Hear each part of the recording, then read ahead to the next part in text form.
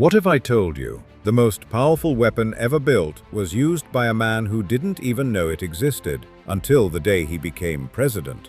On April 12, 1945, Harry Truman became President of the United States, and within hours, he was handed the most terrifying secret on Earth. A weapon so powerful it could erase an entire city in a single flash. He didn't create it, he didn't even know it existed, but within 4 months, he would decide to use it. Harry S. Truman is often remembered for one decision, a decision that ended World War II and began the nuclear age. The atomic bomb, Hiroshima, Nagasaki, a choice that still divides historians, politicians, and moral philosophers to this day. But to understand Truman's decision, we must understand the man himself. Because Truman was not born into power. He wasn't raised in Washington. He wasn't shaped by elite universities. He was shaped by hardship, war, failure, and responsibility. And when the moment came, history didn't ask Truman if he was ready. History demanded an answer. Harry S. Truman was born on May 8, 1884, in Lamar, Missouri. He grew up in a farming family. His childhood was not glamorous. Truman had poor eyesight. He wore thick glasses from an early age. But he was disciplined. He read constantly. He studied history, government, and military strategy long before he ever entered politics. He attended business college briefly, but he never earned a university degree. Instead, Truman worked jobs that reflected the life of ordinary Americans. He worked on farms. He worked as a clerk. He tried to make a living like millions of others. Then came the First World War. In 1917, the United States entered the war. Truman joined the U.S. Army. He served in France as an artillery officer in the 35th Infantry Division, commanding Battery D, 129th Field Artillery Regiment. It was here Truman learned leadership under pressure. He returned home in 1919 and married Bess Wallace, the woman he had loved for years. He tried business. He opened a men's clothing store in Kansas City, but it failed. Truman went into debt. That failure didn't destroy him, it hardened him. Soon, he entered local politics in Missouri, supported by the powerful Kansas City Democratic political machine led by Tom Pendergast. Truman rose steadily. By 1934, he became a United States Senator. And in the Senate, Truman became known for something rare in politics: work ethic and seriousness. During World War II, he chaired the Truman Committee, officially the Senate Special Committee to investigate the National Defense Program. The committee investigated wartime waste and corruption, saving the government billions. This earned Truman national respect, and it put him on Franklin Roosevelt's radar. In 1944, Roosevelt chose Truman as his vice president. Truman was vice president for only 82 days. Then, on April 12, 1945, Roosevelt died suddenly, and the farm boy from Missouri became president of the United States. When Truman entered the White House, he was not fully briefed on America's most classified project, the atomic bomb. The project was called the Manhattan Project. It had begun in 1942 under Roosevelt. It was directed militarily by General Leslie Groves. Its scientific leadership was headed by physicist J. Robert Oppenheimer at Los Alamos Laboratory in New Mexico. The project involved some of the greatest scientific minds in history: Enrico Fermi, Niels Bohr, Richard Feynman, Leo Szilard, Ernest Lawrence, and many others. It cost nearly $2 billion in 1940s money, and it was built in secrecy across multiple sites: Oak Ridge, Tennessee, Hanford, Washington, Los Alamos, New Mexico. When Truman was told about it, he was stunned. Secretary of War Henry L. Stimson explained the weapon to him shortly after Roosevelt's death. Truman later wrote that he had been informed of a new explosive of almost unbelievable power. And suddenly, Truman understood. The United States possessed a weapon unlike anything ever created. But there was one problem: the war wasn't over. By 1945, Nazi Germany had already collapsed. Germany surrendered on May 8, 1945, Victory in Europe Day. But Japan remained, and Japan was not surrendering. The Pacific War had been brutal beyond imagination. American forces had fought bloody campaigns: Guadalcanal, Tarawa, Saipan, Iwo Jima, Okinawa. The Battle of Okinawa, from April to June 1945, was especially horrifying. over 12,000 Americans were killed. Japanese military and civilian deaths were far higher. The Japanese government still believed it could force better surrender terms by inflicting massive casualties. Meanwhile, American planners were preparing for a full invasion of Japan. The planned invasion was called Operation Downfall. It had two main phases: Operation Olympic, planned invasion of Kyushu in November 1945, and Operation Coronet, planned invasion of Honshu in early 1946. US leaders feared casualties could be catastrophic. Truman was now carrying the burden Roosevelt had avoided publicly. How do you end a war against an enemy that refuses to quit? In July 1945, Truman traveled to Germany for the Potsdam Conference. There he met with Winston Churchill, later replaced during the conference by Clement Attlee after Britain's election. He also met Joseph Stalin. The conference took place in Potsdam, near Berlin, from July 17th to August 2nd, 1945. The future of post-war Europe was being negotiated. But Truman had another reason for being there. He was waiting for news from New Mexico, because on July 16, 1945, the United States tested the first atomic bomb. The test was called Trinity. It took place near Alamogordo, New Mexico. When the bomb detonated, it produced a blinding light and a mushroom cloud.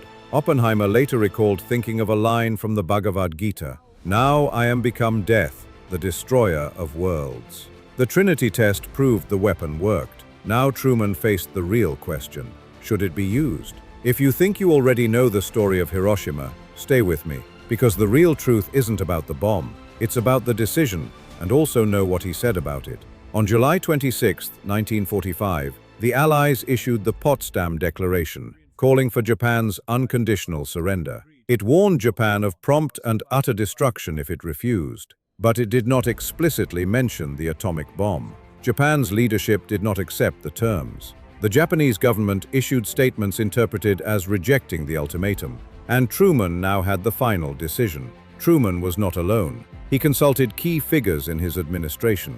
Secretary of War Henry Stimson supported using the bomb, believing it could end the war quickly. General George C. Marshall, Army Chief of Staff, was deeply involved in planning and understood the costs of invasion. Admiral William D. Leahy, Truman's Chief of Staff, opposed the bomb morally and believed Japan was already near defeat. But the political and military context mattered. Japan still held large territories. Japanese forces still resisted fiercely, and American prisoners of war were still dying. Truman also faced another reality: the Soviet Union.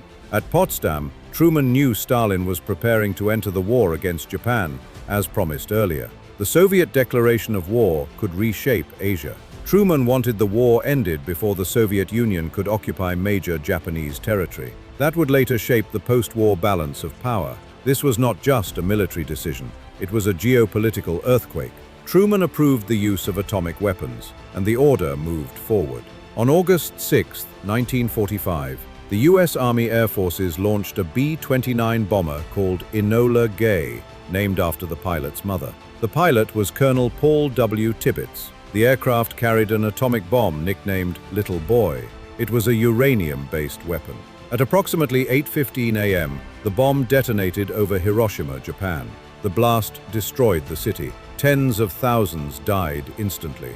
The heat, shockwave, and radiation created suffering on a scale never before seen in human history. Survivors would later be called hibakusha, meaning bomb-affected people. The world entered a new era in a single morning. Truman addressed the public afterward. He stated the bomb had been used against a military base, though Hiroshima was also a city filled with civilians. The attack was framed as a necessary act to end the war. But Japan still did not surrender immediately. The Japanese Supreme War Council remained divided. Some wanted to continue fighting, others wanted peace, but not unconditional surrender. Then history struck again. On August 8, 1945, the Soviet Union declared war on Japan. Soviet forces invaded Japanese-held Manchuria. This was devastating for Japan, because Japan had hoped the Soviets could mediate a peace deal with the Allies. That hope was now dead. Then, on August 9, 1945, the United States dropped a second atomic bomb. This bomb was plutonium-based, nicknamed Fat Man. The target was Nagasaki, The bomb was dropped by the B-29 bomber Boxcar, flown by Major Charles W. Sweeney. The explosion destroyed large parts of the city. Again, tens of thousands were killed. Now Japan faced two unstoppable forces: nuclear destruction from the air and Soviet armies on the ground. The Japanese government was cornered, and for the first time in Japanese history, the emperor intervened directly. Japan's leadership was paralyzed. Some military leaders wanted to fight to the end. They believed surrender would dishonor the nation. But Emperor Hirohito stepped in. He supported surrender. On August 15, 1945, Hirohito addressed the Japanese people in a radio broadcast, known as the Dual Voice broadcast. It was the first time ordinary Japanese citizens had ever heard their emperor's voice. He announced Japan would accept surrender. He referred to the atomic bomb as a reason the war must end. World War II was effectively over. The formal surrender was signed on September 2, 1945, aboard the USS Missouri in Tokyo Bay. The war that had consumed the world was finished, and Truman had become the president who ended it. But the world would never return to normal. Truman defended his decision for the rest of his life. He argued the bomb saved lives, American and Japanese, by preventing an invasion. He believed the war had to end quickly, and he believed the bomb achieved that. But historians still debate the full truth. Some argue Japan was already near surrender due to naval blockade and conventional bombing. Others argue the Soviet entry into the war was the decisive factor. Many point out that the US had already devastated Japanese cities using firebombing. The Tokyo firebombing on March 9 to 10, 1945, killed enormous numbers of civilians and destroyed much of Tokyo. But the atomic bomb introduced something different, a weapon that could erase a city instantly, a weapon with invisible radiation effects, a weapon that would become the centerpiece of global fear. Even Truman was shaken. He later wrote that he would not approve using atomic bombs again without deep consideration. And after Nagasaki, Truman ordered no further atomic bombs be dropped without his explicit approval. The weapon had done its job, but it also opened a door that could never be closed. Truman's presidency did not end with Japan's surrender. In many ways, it had only begun. The atomic bomb shifted global power overnight. The Soviet Union accelerated its own nuclear program, and in 1949, the Soviets successfully tested their first atomic bomb. Truman responded with new policies. The Truman Doctrine in 1947 pledged US support against Soviet expansion. The Marshall Plan rebuilt Europe. NATO was formed in 1949. The Cold War hardened. Then came an even darker development. In 1950, Truman approved the development of the hydrogen bomb, far more powerful than Hiroshima. And in 1950, the Korean War erupted. Truman's world became a constant nuclear chessboard. He left office in 1953, not as a celebrated hero, but as a man who had carried the weight of decisions no human should ever have to make. He died on December 26, 1972. But his decision in 1945 still echoes like thunder through modern history. Truman once said, "The buck stops here." And in 1945, it truly did. Because when Truman chose the atomic bomb, he didn't just end a war. He introduced a weapon that could end civilization itself. The greatest irony? The bomb was meant to stop death, but it created the fear of extinction that still rules the modern world. And that is the real story of Truman and the atomic bomb. History doesn't repeat itself, it echoes. And sometimes, the loudest echoes come from one decision. Now the question is, did the buck stop there? Or did it ignite a nuclear competition among the world powers in today's silent fight for supremacy?